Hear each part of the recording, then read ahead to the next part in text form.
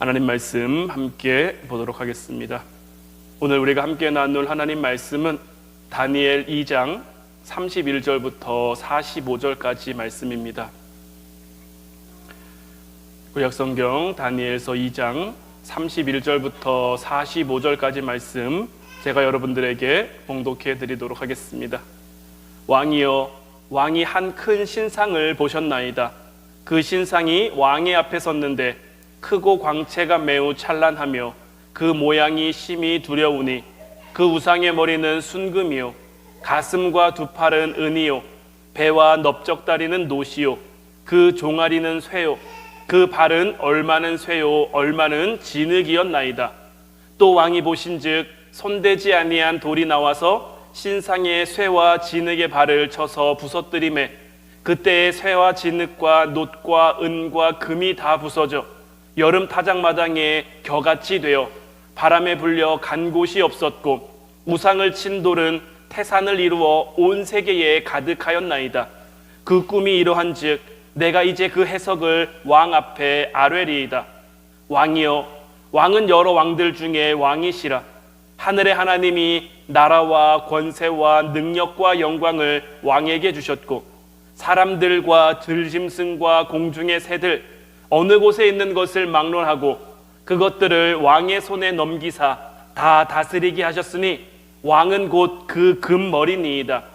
왕을 뒤이어 왕보다 못한 다른 나라가 일어날 것이요 셋째로 또 놋 같은 나라가 일어나서 온 세계를 다스릴 것이며 넷째 나라는 강하기가 쇠 같으리니 쇠는 모든 물건을 부서뜨리고 이기는 것이라.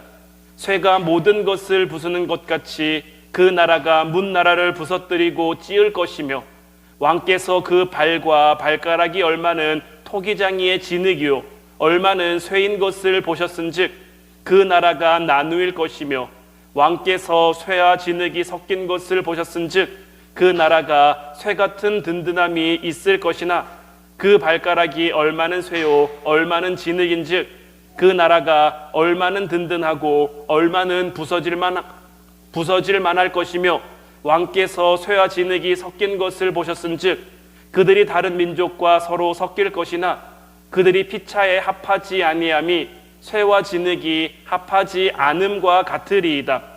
이 여러 왕들의 시대에 하늘의 하나님이 한 나라를 세우시리니 이것은 영원히 망하지도 아니할 것이요 그 국권이 다른 백성에게로 돌아가지도 아니할 것이요 도리어 이 모든 나라를 쳐서 멸망시키고 영원히 설 것이라. 손대지 아니한 돌이 산에서 나와서 쇠와 놋과 진흙과 은과 금을 부서뜨린 것을 왕께서 보신 것은 크신 하나님이 장래일을 왕께 알게 하신 것이라. 이 꿈은 참되고 이 해석은 확실하니이다 하니. 아멘. 우리가 다니엘서의 말씀을 계속 나누고 있는데 다니엘서에 나오는 느부갓네살 왕은 그 시대의 최고 권력자입니다. 힘도 능력도 권세도 재물도 영광도 모든 나라 사람들 가운데 가장 최고라고 해도 과언이 아닐 정도로 정말 최고 권력자 느부갓네살 왕입니다. 이런 느부갓네살 왕에게도 고민과 번뇌가 있었으니 바로 그것은 그가 꾼 꿈 때문이었죠. 오늘 말씀은 이제 다니엘이 그의 꿈이 어떠한 것인지 알려주고 그의 꿈의 해석이 어떠한 것인지를 알려주는 내용입니다. 다니엘이 이 느부갓네살 왕의 꿈을 알려줍니다. 느부갓네살 왕의 꿈에 지금 화면에 보이시는 것처럼 한 신상이 세워져 있는 것을 봤는데 그 머리는 금, 그리고 가슴과 팔은 은, 배와 넓적다리는 놋, 무릎 아래는 쇠, 그리고 발은 진흙과 쇠가 섞여 있는 아주 이상한 모양의 신상을 본 것이죠.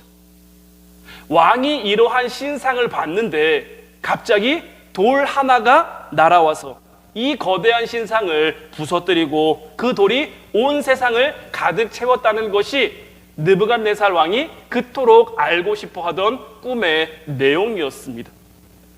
다니엘은 이 꿈을 알려주기만 한 것이 아니라 이 꿈에 대한 해석도 알려줬는데 이 꿈에 대한 해석은 무엇입니까?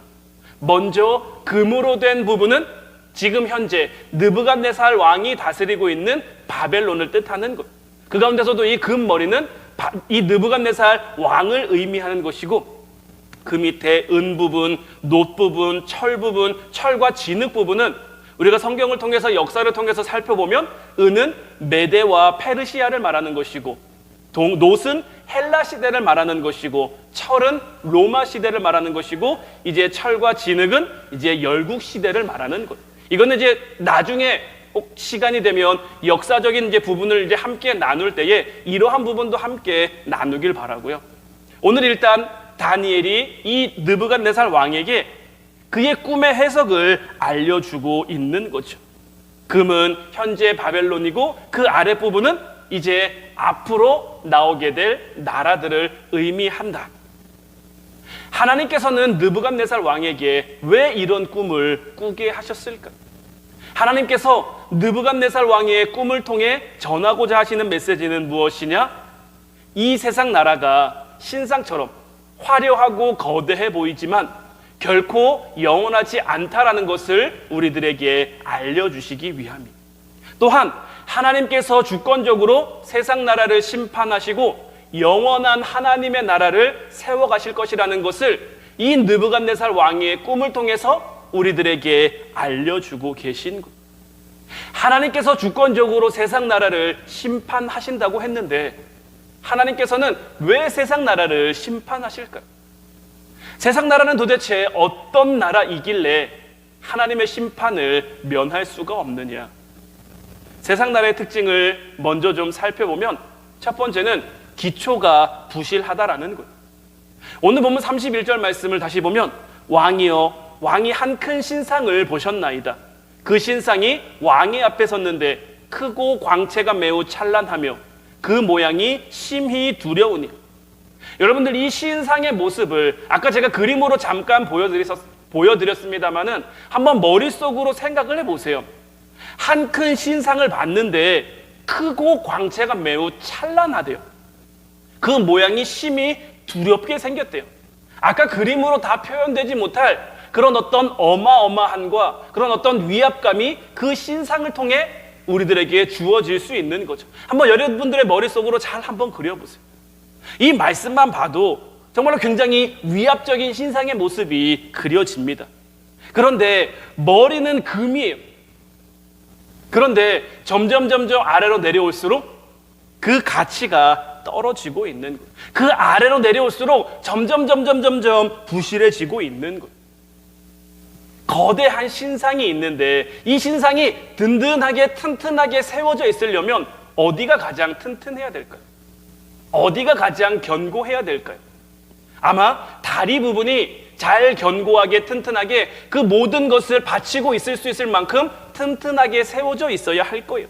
그런데 그 발은 얼마는 쇠고 얼마는 진흙으로 이루어져 있는 거예요.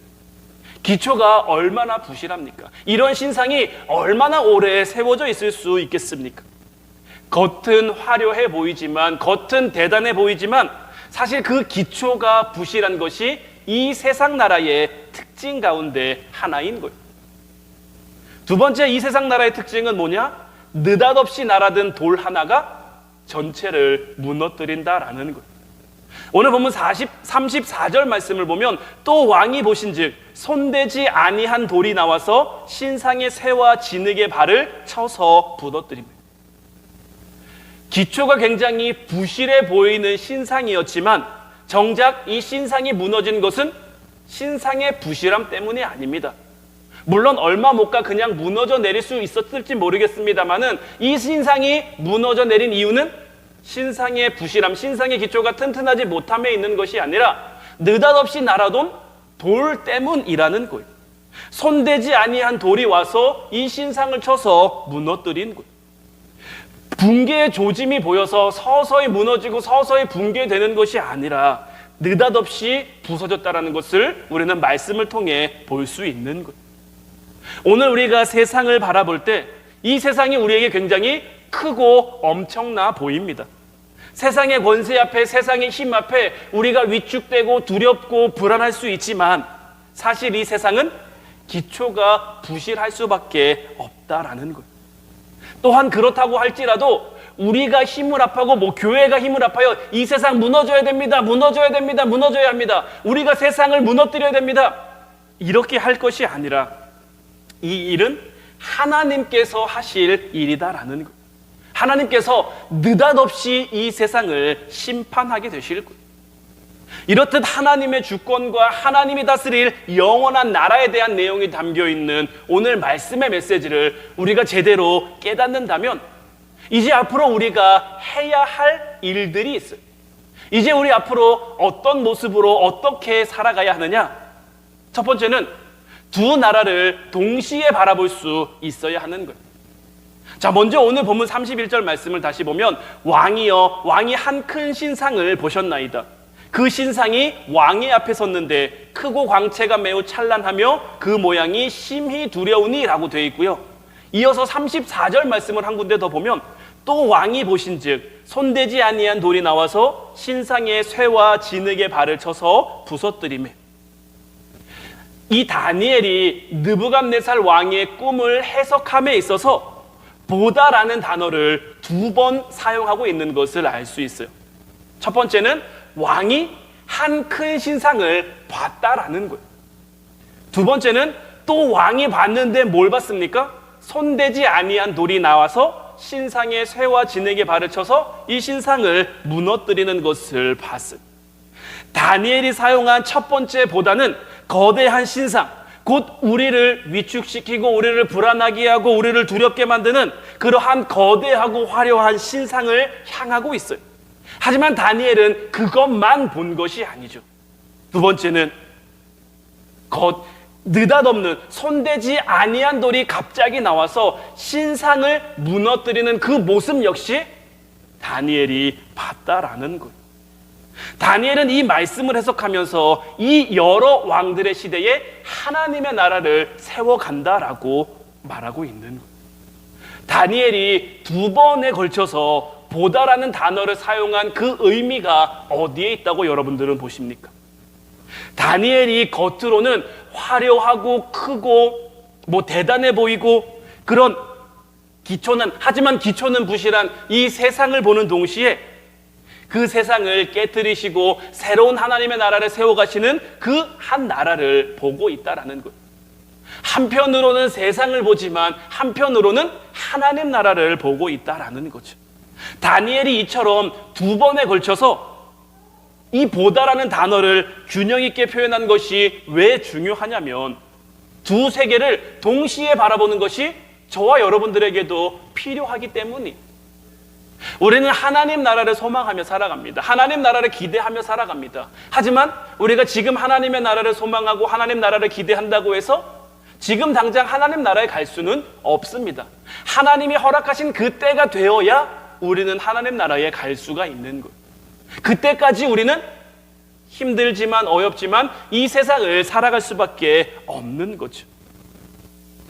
그런데 우리가 이 세상을 살아가면서 자꾸만 우리의 눈이 우리가 입술로는 하나님 나라를 기대합니다. 하나님 나라를 소망합니다. 하지만 정말 우리 눈에 보여지는 것은 이 세상의 어떤 위압감, 어떤 이 세상의 대단함, 그로 인해 눌린 그런 우리의 모습 때문에 그래서 우리의 삶이 늘 불안하고 늘 두렵고 어떤 문제 가운데 우리가 벌벌 떨고 있는 것은 아닌가 하는 거죠. 고린도전서 2장 2절 말씀을 보면 내가 너희 중에서 예수 그리스도와 그가 십자가에 못 박히신 것 외에는 아무것도 알지 아니하기로 작정하였습니다. 바울은 어떻게 이런 담대한 고백을 할 수 있었을까요? 그 대답은 간단합니다. 바울 역시 이 세상 가운데 자기를 괴롭히는 거대한 신상 같은 이 세상만 바라본 것이 아니라 그 가운데 역사하시며 그것을 무너뜨리시는, 그것을 부서뜨리시는 하나님 나라를 동시에 보고 있기 때문인 것. 사실 사도 바울이 사도 바울 되기 전 그가 사울이던 시절 그의 안에는 무엇이 가득 차 있었습니까? 어떤 바리새인으로서의 허세, 유대인이라는 어떤 자부심, 하나님을 믿는다고 하지만 하나님 없는 삶으로 가득 차 있었어요. 결국 이 세상으로 그의 안이 가득 차 있었는데 이것을 누가 무너뜨려 주셨습니까? 예수 그리스도가. 다메섹으로 향하는 그 도상에서 예수님께서 바울의 그 모든 것들을 무너뜨려 주신 거죠. 그때부터 바울은 하나님 나라와 이 세상 나라를 동시에 바라볼 수 있게 된 것이고, 하나님 나라를 볼 수 있게 되니까 이 세상의 무서움, 이 세상 두려움 가운데서도 늘 소망을 품고 늘 기대를 가지고 예수 그리스도와 그가 십자가에 못 박히신 것 외에는 아무것도 알지 아니하기로 작정했다라고 고백할 수 있는 것. 마가복음 12장 10절 말씀에 너희가 성경에 건축자들이 버린 돌이 모퉁이의 머릿돌이 되었나니, 사도 바울은 누구보다 이 말씀을 잘 알고 있었던 것. 우리가 말씀 나누기 전에 찬양으로 불렀죠. 그 이름의 비밀, 그 이름의 사랑. 사람들이 그 이름을 건축자들의 버린 돌처럼 버렸지만 그 돌이 결국 머릿돌이 된 것. 그 돌이 시작이 된 것이고 그 돌이 기초가 돼서 그 위에 하나님의 나라가 점점 세워지고 있는 거죠. 바울은 이와 같은 사실을 너무나 잘 알고 있었던 것. 이제 우리도 이 두 나라를 동시에 함께 바라볼 수 있어야 하는 것. 위압적이고 거짓이 난무하고 부익부 빈익빈 이러한 것들로 소외감이 양상되는 이러한 시대 가운데 이 세상의 현실을 우리가 정확히 볼 수 있어야 하지만, 이제 그것만 볼 것이 아니라 느닷없이 날아든 돌, 예수 그리스도께서 세우실 영원한 나라를 함께 볼 수 있는 여러분들이 되시기를 주님의 이름으로 축원해 드립니다. 두 번째로 우리가 해야 될 것은 뭐냐? 이제 하나님 나라를 기대하며 살아야 한다라는 거죠. 오늘 본문 44절 말씀을 보면 이 여러 왕들의 시대에 하늘의 하나님이 한 나라를 세우시리니 이것은 영원히 망하지도 아니할 것이요 그 국권이 다른 백성에게로 돌아가지도 아니할 것이요 도리어 이 모든 나라를 쳐서 멸망시키고 영원히 설 것이라. 우리가 기대하는 하나님의 나라는 누가 세우시는 나라입니까? 하늘의 하나님이 세우시는 나라입니다. 바로 이 사실 때문에 우리는 이 나라를 기대하며 살아갈 수가 있는 것. 겉모습은 화려하지만 그 발을 보면 섞일 수 없는 쇠와 진흙으로 이루어진 정말 부실하기 짝이 없는 그러한 신상처럼 세워진 이 나라. 그 나라가 정말 부실하다는 것을 사실 우리는 느부갓네살만 봐도 알 수가 있어요. 다니엘서 2장 5절 말씀을 보면 왕이 갈대아인들에게 대답하여 이르되 내가 명령을 내렸나니 너희가 만일 꿈과 그 해석을 내게 알게 하지 아니하면 너희 몸을 쪼갤 것이며 너희의 집을 거름더미로 만들 것입니다. 앞에서 언급했던 것처럼 느부갓네살 왕의 이 모습이 얼마나 포악합니까? 자기가 꾼 꿈 때문에 자기가 고민에 빠졌어요. 자기가 꾼 꿈 때문에 자기가 괴로워해요. 그런데 꿈 내용도 가르쳐주지 않고 지혜자들에게 꿈을 알아오래요. 알아오지 않으면 너희 몸을 쪼개고 너희 집을 거름더미로 만들겠다라고 말하고 있는 것. 근데 이 말이 단순한 엄포가 아니죠. 다니엘서 2장 12절 말씀을 보면 바벨론의 모든 지혜자들을 다 죽이라 명령을 내렸다라는 것. 너무나 화려하고 너무나 매력적이고 너무나 달콤할 것 같은 이 세상 나라가 실상은 부실하기 짝이 없는 나라일 수밖에 없는 것은 세상의 통치자들에게는 다 한계가 있기 때문이. 우리나라도 늘 정치적인 문제로 골치를 앓습니다. 어느 쪽이 정권을 잡아도 어느 쪽이 집권 세력이 돼도 문제는 크게 달라지지 않는 것 같아요. 서로를 물고 뜯기에 바빠요. 서로를 깎아내리기에 바빠요. 그리고 그 피해는 고스란히 서민들에게 돌아오죠. 사람이 다스리고 사람이 하는 것에는 완벽함이 없어요. 온전함이 없어요. 어딘가 부족함이 있을 수밖에 없는 것이고, 이게 비단 우리나라의 문제겠습니까? 뭐 다른 나라, 세계 강대국들의 나라에 가면 그 나라들은 안 그럴까요? 그 나라들도 그 나름대로의 어려움과 문제가 있는 거예요. 모든 가정마다 모든 사람이 문제와 어려움을 가지고 살아가는 것처럼 세상 나라들도 마찬가지. 다 각 나라들마다의 문제가 있고 어려움이 있는 곳. 연약한 인간이 다스리는 나라, 연약한 인간이 지배하는 나라에는 늘 이런 부족함이 있을 수밖에 없죠. 하지만 하나님이 세우실 그 하나님의 나라는 어떤 나라입니까? 우리와 같은 연약한 인간이 다스리는 나라가 아니라 온전한 하나님께서, 신실하신 하나님께서 다스리는 그러한 나라이신 거죠.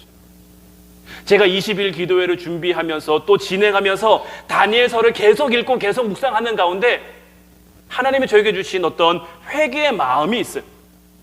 어떤 마음이냐면, 하나님의 말씀은, 성경은 우리에게 자꾸 하나님 나라를 가리키고 있는데 우리가 너무 세상에 초점을 두고 살아가는 것 아닌가. 하나님 말씀에 우리의 초점과 우리의 모든 것이 맞춰질 수 있어야 되는데 자꾸 하나님의 말씀을 토대로 우리의 세상만 너무 보려고 하는 것이 아닌가.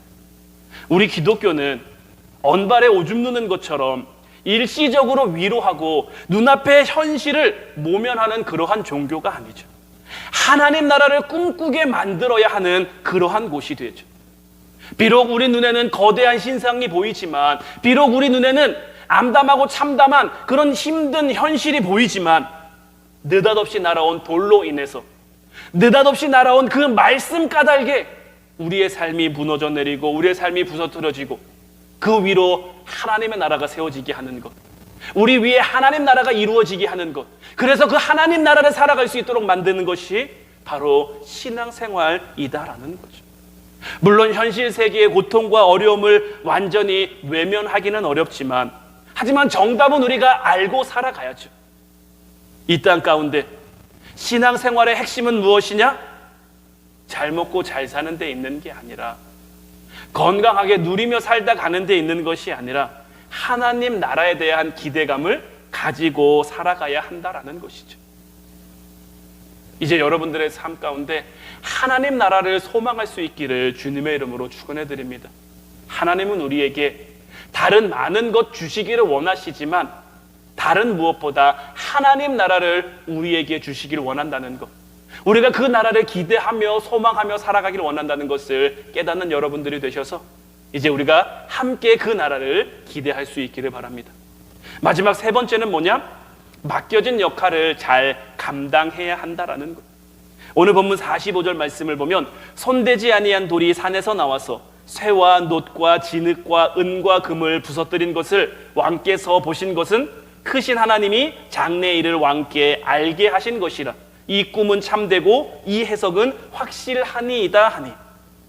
다니엘은 느부갓네살 왕의 꿈을 해석하면서 하나님이 보여주신, 하나님이 주신 두 번의 보다, 이것을 통해서 세상의 어떤 위압적인 신상과 느닷없이 날아와 그 신상을 부수고 세워질 하나님 나라를 동시에 볼 수 있는 그러한 균형을 가졌기 때문에 느부갓네살 왕 앞에서도 두려움 없이 말할 수가 있었던 것. 담대하게 하나님의 뜻을 그에게 선포할 수 있었던 거죠. 하나님이 그에게 주신 역할이 이것이기에 다니엘은 그 길을 걸어갈 수가 있었던 거죠. 하나님이 저와 여러분들에게 허락하신 그 길은 무엇입니까? 하나님이 저와 여러분들에게 무엇을 원하고 계십니까? 우리에게 무엇을 맡겨주셨습니까? 여러분들의 가정을 통해, 또는 여러분들의 어떤 직업이나 일터나 사업장을 통해, 하나님께서 여러분들에게 주신 달란트를 통해 하나님께서는 무엇을 뜻하고 계실까요? 오늘 이 밤 여러분들이 기도할 때에 이 부분에 대해서 우리가 좀 반드시 기도했으면 좋겠어요. 하나님, 나를 통해 무엇을 이루려고 하십니까? 다니엘을 통해 이스라엘의 회복과 다시 그들이 하나님 앞에 돌아서는 것을 꿈꾸셨고, 다니엘을 통해 그 일을 감당하게 하셨던 것처럼 이제 우리를 통해서도 하나님의 뜻이 이루어지길 원합니다. 다니엘과 같은 균형을 갖춤으로, 이 세상을 바라보지만 동시에 하나님 나라를 바라봄으로, 하나님 나라를 통해서 우리에게 주신 그 꿈과 뜻을 이 세상 가운데 실현시킬 수 있는 우리가 되게 하옵소서. 그러므로 힘들고 어려운 세상만 바라보는 것이 아니라 세상을 바라보는 동시에 우리에게 주실, 우리를 통해 이루실 하나님의 영광도 바라보게 하옵소서. 이제 우리 찬양하고 같이 기도하길 원하는데, 오늘 이 시간에는 모든 열방 주볼 때까지 이 찬양을 함께 나눴으면 좋겠어요. 내는 주의 영광을 보내 우리 가운데 계신 주님. 우리 주님은 언제나 우리 가운데 계신 줄로 믿습니다. 우리가 세상만 보면 답이 없어요. 우리가 세상에만 집중하면 우리는 그 어떤 문제도 해결할 수 없습니다. 세상을 보지만 그 너머에서 역사하시는, 그 너머에서 하나님의 뜻을 이루어 가시는 그 하나님의 영광을 볼 수 있어야 합니다. 이제 우리가 찬양하고 기도할 때에 여러분들의 입술을 통해 이러한 것들이 고백되어지기를 바랍니다. 우리가 고백할 때, 우리가 믿음으로 부르짖을 때 하나님께서는 그 믿음의 역사를 반드시 이루어 가실 줄로 믿습니다. 이제 우리 찬양하고 같이 기도하겠습니다.